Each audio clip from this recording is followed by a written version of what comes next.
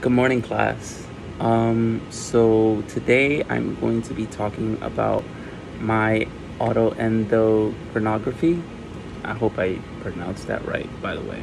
But anyway, the reason why I'm doing a video of me presenting this is because I'm in the process of going on vacation. So I figured that I just do a video just in case an emergency arises, because I'm going back and forth um, with where I'm gonna go on vacation. So I have a possibility that I might have to like not be in class, but I wanted to basically present a video version of if I was in class per se. Um, so let's just get started. What my the topic that I'm going to be talking about in the autoendocrinography is going to be about intermittent explosive disorder. So I don't think a lot of you people know what intermittent explosive disorder is. It is a mild mental disorder. It's not something as like severe as like schizophrenia or even like a bipolar 1 or bipolar 2. But it is a mental disorder, and it's something that I had and have had since I was born, pretty much. But I never really knew that I did have it, just because of the simple fact that, like, I think, like, my understanding of like mental health, I didn't know much about it, and then the little that I did know or just observe throughout my like life was just pretty much just it was just pretty much just seeing from an outside perspective, or like from other people's perspective of like what mental health or mental illness is, or any type of mental disorder for that matter. But as far as intermittent explosive disorder, it is just a disorder that basically, like, at any given moment that something can possibly trigger me to get like either aggressive or just very, at times, very violent.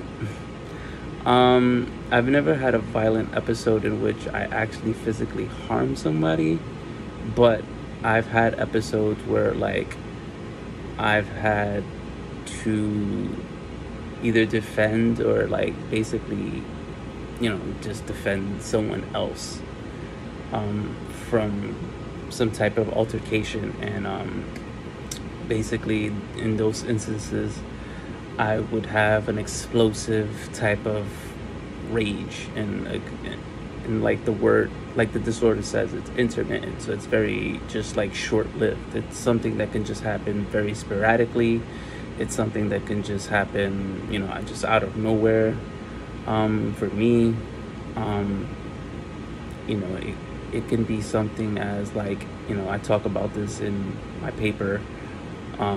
It could be something as like someone taking popcorn from me, and I can easily just snap. Or it can just be, just someone saying something that can just easily trigger me to say something just very aggressively back at somebody. Um, but that's pretty the gist of what the disorder is. Um, I've just only been diagnosed this probably within the last year, just due to COVID. So I think like just the whole pandemic and everything, just like it intensified a lot of like what I was going through, and also just having this disorder.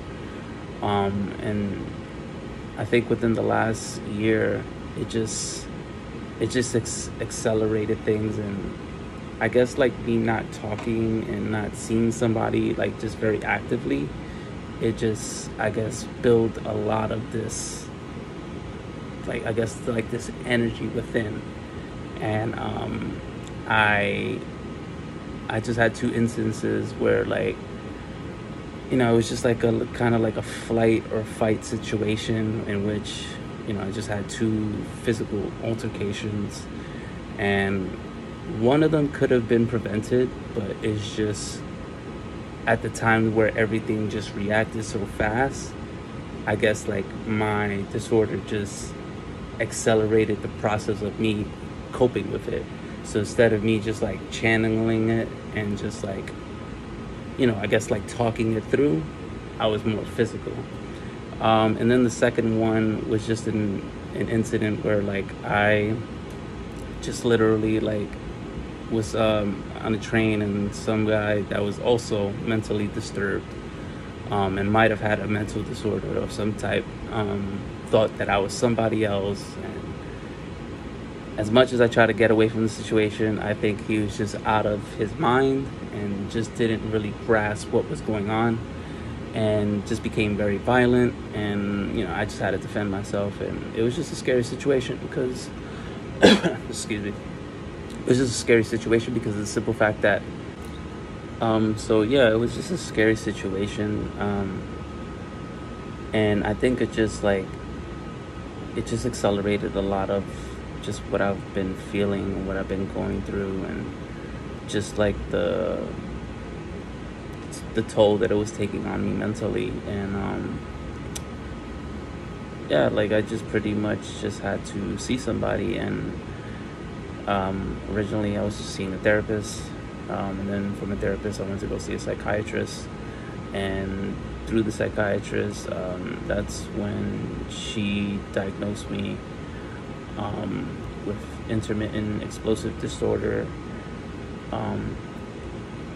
And at first I thought that it was just a very new type of mental illness, but then probably maybe like a month or two before I started doing the research paper, I actually got to talk to a cousin of mine from my father's side. And it was through my cousin that we started speaking just about like, I started speaking about my disorder. And then that's when she told me about the fact that she also had that same disorder and other disorders, as she had bipolar, anxiety, IDE, mood disorder, and she's just taking a variety of different medications. And for someone that's like her, and she's in a worse situation where she has a lot of different types of mental issues, in her circumstances growing up, my parents and my family was a little bit more, I guess you would say privileged. And my parents were just very hardworking and just very savvy individuals that just knew how to obtain information, and also just knew how to prepare themselves financially. And we're just very fortunate that we didn't have any type of economic hardships. But my father's side of the family, not so much. They kind of lived off of like government assistance, and always had to depend on state and even, I guess you would say, federal type of assistance. And they didn't have access to doctors and mental clinics the way I did. But because of my lack of just knowing about mental illness, I didn't really utilize what I had available. And even then, when I did, I was still a little bit weary about it, just because of the simple fact that I just didn't trust doctors. And I always just thought like logic, like I always just had something in me that just didn't want to trust doctors so much. And through my research, I was actually kind of just like wishful thinking type of like, yeah, I'm glad I thought like that, because there is racism. There